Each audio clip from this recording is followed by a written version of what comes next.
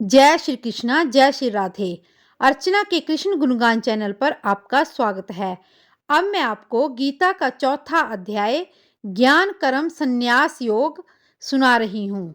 भगवान श्री कृष्ण जी बोले, मैंने इस अविनाशी योग को सूर्य से कहा, सूर्य ने अपने पुत्र वैश्वत मनु से कहा और मनु ने अपने पुत्र राजा इक्ष्वाकु से कहा। हे अर्जुन, इस प्रकार परंपरा से प्राप्त इस योग को राज ऋषियों ने जाना है, किंतु इसके बाद यह योग बहुत काल से इस पृथ्वी पर लोप हो रहा है। तू मेरा भक्त है, प्रिय सखा है, इसलिए यह पुरातन योग मैंने तुझसे कहा है, क्योंकि यह विषय बहुत ही उत्तम है तथा गुप्त रखने योग्य है। अर्जुन बोले, आपका तो जन्म ही इसी हाल में हुआ है और सूर्य का जन्म तो बहुत पुराना है, अतः कल्प के आदि में हो चुका है। तब मैं इस बात को कैसे समझूं कि आपने ही कल्प के आदि में सूर्य को यह योग बताया था। भगवान बोले, हे अर्जुन, मेरे और तेरे बहुत से जन्म हो चुके हैं, उन सबको तू जानता नहीं है, किंतु मैं जानता हूँ। मैं अजन्मा और अविनाशी होते हुए भी, समस्त प्राणियों का ईश्वर होते हुए भी, अपनी प्रकृति को अधीन करके अपनी योग माया से प्रकट होता हूँ।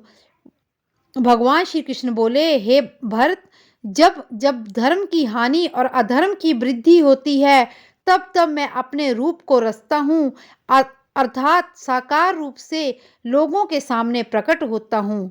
साधु पुरुषों का उद्धार करने के लिए, पाप करने वाले का विनाश करने के लिए, धर्म की अच्छी तरह से स्थापना करने के लिए मैं युग युग में प्रकट होता हूँ। हे अर्जुन, मेरे जन्म और दिव्य कर्म निर्मल और अलौकिक हैं। इस प्रकार जो मनुष्य तत्व परमात्मा अज अविनाशी और सर्वभूतों के परम गति तथा परम आश्रय है, वे केवल धर्म को स्थापन करने और संसार का उद्धार करने के लिए ही अपनी योग माया से सगुण रूप होकर प्रकट होते हैं। इसलिए परमेश्वर के समान प्रेमी और पतित पावन दूसरा कोई नहीं है। ऐसा समझकर जो पुरुष परमेश्वर का अनन्य प्रेम से निरंतर चिंतन करता हुआ इस संसार में जीवन व्यतीत करता है, वह शरीर को त्याग कर फिर जन्म को प्राप्त नहीं करता है, किंतु वो मुझे प्राप्त कर लेता है।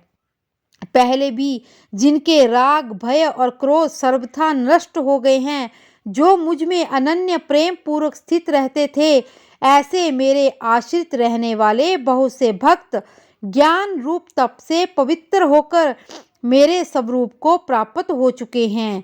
हे अर्जुन, जो भक्त मुझे जिस प्रकार भजते हैं, मैं भी उनको इसी प्रकार भजता हूँ, क्योंकि सभी मनुष्य सब प्रकार से मेरे ही मार्ग का अनुसरण करते हैं। इस मनुष्य लोक में कर्मों के फल को चाहने वाले देवताओं का पूजन किया करते हैं, क्योंकि उनके कर्मों से उत्पन्न होने वाली सिद्धि शीघ्र मिल जाती है। ब्राह्मण, क्षत्रिय, वैश्य, शूद्र, इन 4 वर्णों का समूह गुण और कर्मों के विभाग पूर्वक मेरे ही द्वारा रचा गया है। इस प्रकार उस सृष्टि रचनादि कर्म का कर्ता होने पर भी मुझ अविनाशी परमेश्वर को तू वास्तव में अकर्ता ही जान। कर्मों के फल में मेरी स्पृहा नहीं है, इसलिए मुझे कर्म लिप्त नहीं करते। इस प्रकार जो मुझे तत्व से जान लेता है, वो भी कर्मों में नहीं बनता है। पूर्व काल में मुमुक्षुओं ने भी इस प्रकार कर्म जान लिए थे, इसलिए तू भी पूर्वजों द्वारा सदा के लिए किए जाने वाले कर्मों को ही कर। कर्म क्या है और अकर्म क्या है, इस प्रकार उसका निर्णय करने में भी बुद्धिमान पुरुष भी मोहित हो जाते हैं। इसलिए कर्मत्व मैं तुझे भली भांति समझाकर कहूँगा, जिसे जानकर तू अशुभ से अर्थात कर्म बंधन से मुक्त हो जाएगा। कर्म का स्वरूप भी जानना चाहिए और अकर्मण का स्वरूप भी जानना चाहिए तथा विकर्म का स्वरूप भी जानना चाहिए, क्योंकि कर्म की गति गहन है। जो मनुष्य कर्म में अकर्म देखता है और अकर्म में कर्म देखता है, वो मनुष्यों में बुद्धिमान है।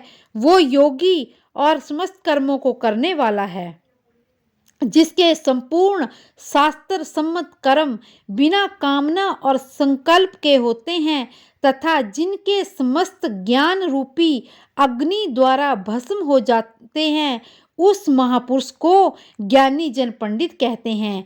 जो पुरुष समस्त कर्मों में और उनके फल में आसक्ति का सर्वथा त्याग करके आश्रय से रहित हो गया है और परमात्मा में नित्य तृप्त है, वो कर्मों में भली भांति बरतता हुआ भी वास्तव में कुछ नहीं करता है।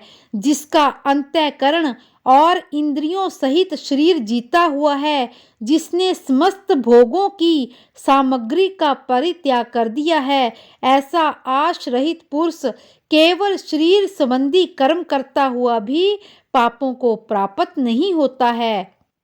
जो बिना इच्छा के अपने आप प्राप्त हुए पदार्थ में सदा संतुष्ट रहता है, जिसमें इच्छा का सर्वथा अभाव हो और जो हर्ष शोक आदि द्वंद्वों से सर्वथा अतीत हो गया है, ऐसा सिद्धि और असिद्धि में सम रहने वाला कर्म योगी कर्म रहता हुआ भी उसमें नहीं बनता है।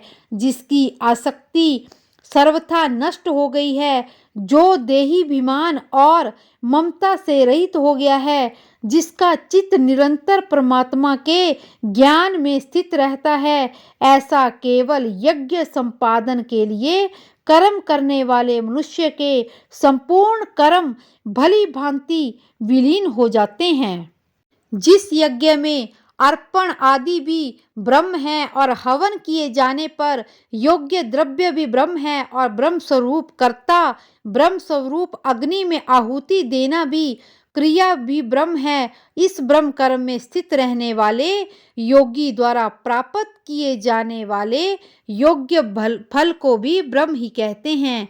जो योगी जन देवताओं के पूजन रूप यज्ञ का ही भली भांति अनुष्ठान किया करते हैं और योगी जन पर ब्रह्म परमात्मा स्वरूप अग्नि में अभेद दर्शन रूप यज्ञ द्वारा आत्म रूप यज्ञ का हवन किया करते हैं। अन्य योगी जन स्त्रोत आदि समस्त इंद्रियों को संयम रूप अग्नियों में हवन किया करते हैं और दूसरे योगी शब्दादि समस्त विषयों को इंद्रिय रूप अग्नियों को हवन में किया करते हैं। दूसरे योगी जन संपूर्ण क्रियाओं और प्राणों की समस्त क्रियाओं को ज्ञान से प्रकाशित आत्म संयम योग रूप अग्नि में हवन किया करते हैं। कई पुरुष दिव्य द्रव्य संबंधी यज्ञ करने वाले हैं, कितने ही तपस्या रूपी यज्ञ करने वाले हैं, दूसरे कितने ही योग रूप यज्ञ करने वाले हैं, कितने ही अहिंसादि से युक्त यत्नशील पुरुष ज्ञान यज्ञ करने वाले हैं, दूसरे कितने ही योगी जन अपान वायु में प्राण वायु को हवन करते हैं, वैसे ही अन्य योगी जन प्राण वायु में अपान वायु को हवन करते हैं तथा अन्य कितने ही नियमित आहार गीता के अध्याय 6 श्लोक 17 में देखना चाहिए करने वाले, कितने ही प्राणायाम पुरुष प्राण और अपान गति को रोककर प्राणों को प्राणों में ही हवन किया करते हैं। ये सभी साधक यज्ञ द्वारा पापों का नाश करने वाले और यज्ञों को जानने वाले हैं। हे कुरुश्रेष्ठ अर्जुन, यज्ञ से बचे हुए अमृत का अनुभव करने वाले योगी जन सनातन पार ब्रह्म परमात्मा को प्राप्त करते हैं और यज्ञ न करने वाले पुरुष के लिए तो मृत्यु लोक भी सुखदायी नहीं है, फिर परलोक कैसे सुखदायी हो सकता है। इस प्रकार और भी बहुत तरह के यज्ञ वेद की वाणी में विस्तार से कहे गए हैं। उन सब को तू मन इंद्रिय और शरीर की क्रिया द्वारा संपन्न होने वाले ज्ञान तथा इस प्रकार के तत्व को जानकर अनुष्ठान द्वारा तू कर्म बंधन से सर्वथा मुक्त हो जाएगा। तू तत्वदर्शी ज्ञानियों के पास जाकर समझ, उसको उनको भली भांति दंडवत प्रणाम करने से, उनकी सेवा करने से कपट छोड़कर सरलता पूर्वक प्रश्न करने से परमात्मा तत्व को भली भांति जानने वाले ज्ञानी महात्मा तुझे तत्व ज्ञान का उपदेश देंगे। यदि तू अन्य सब पापियों से भी अधिक पाप करने वाला है तो तू ज्ञान रूपी नौका द्वारा निस्संदेह संपूर्ण पाप समुद्र से भली भांति तर जाएगा। क्योंकि हे अर्जुन, जैसे प्रज्वलित अग्नि ईंधनों को भस्ममय कर देता है, वैसे ही ज्ञान रूप अग्नि संपूर्ण कर्मों को भस्ममय कर देती है। इस संसार में ज्ञान के समान पवित्र करने वाला निस्संदेह कुछ भी नहीं है। उस ज्ञान को कितने ही काल से कर्म योग द्वारा शुद्धिकरण तथा मनुष्य अपने आप में ही आत्मा को पा लेता है। जितेंद्रिय साधन प्रायण और श्रद्धावान मनुष्य ज्ञान को प्राप्त हो जाता है तथा ज्ञान को प्राप्त कर बिना विलंब के तत्काल ही भगवान के भक्ति स्वरूप परम शांति को प्राप्त कर लेता है। विवेकहीन और श्रद्धा रहित संशय युक्त मनुष्य परमार्थ से अवश्य भ्रष्ट हो जाता है। ऐसे ही संशय युक्त मनुष्य के लिए न यह लोक है, न परलोक है और न ही सुख है। हे धनंजय, जिसने कर्म योग की विधि से समस्त कर्मों का परमात्मा में अर्पण कर दिया है और जिसने विवेक द्वारा समस्त संशयों का नाश कर दिया है, ऐसे वश में किए हुए अंतःकरण वाले पुरुष को कर्म नहीं बांधते हैं। इसलिए हे अर्जुन, तू हृदय में स्थित इस अज्ञान जनित अपने संशय का विवेक ज्ञान रूपी तलवार से छेदन करके समस्त रूप कर्म योग में स्थित हो जा और युद्ध के लिए खड़ा हो जा। जय श्री कृष्णा, जय श्री राधे।